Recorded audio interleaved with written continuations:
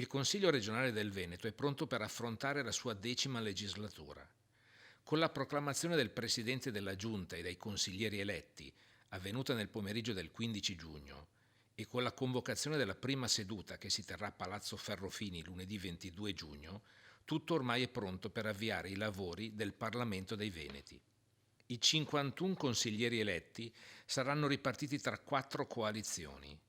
Luca Zaia guiderà una maggioranza che comprende 29 consiglieri così suddivisi, 13 per la lista Zaia, 10 della Lega Nord, 3 di Forza Italia e uno a testa per Fratelli d'Italia e per Indipendenza Noi Veneto. Alessandra Moretti, entrata in consiglio come secondo miglior candidato presidente, guiderà una compagine formata da PD con 8 consiglieri, dalla lista Moretti presidente con 2 eletti e con Veneto Civico con 1 consigliere.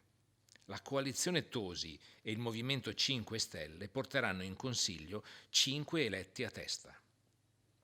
Dal punto di vista strettamente anagrafico, il nuovo Consiglio avrà un'età media di 46,5 anni, quando nella precedente legislatura l'età media era registrata in 53,6 e vedrà la presenza di 3 under 30, di 8 trentenni, di 17 quarantenni e di 20 cinquantenni. 3 inoltre sono gli over 60 e uno di questi, Fabiano Barbisan, eletto a Venezia per la lista Zaia, presiederà in qualità di consigliere anziano la prima seduta di consiglio.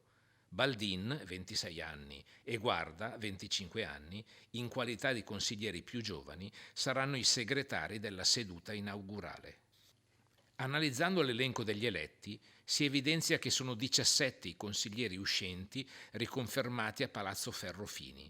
6 sono i completi neofiti della politica, mentre gli altri 28 hanno tutti alle spalle un'esperienza politica o amministrativa locale o nazionale.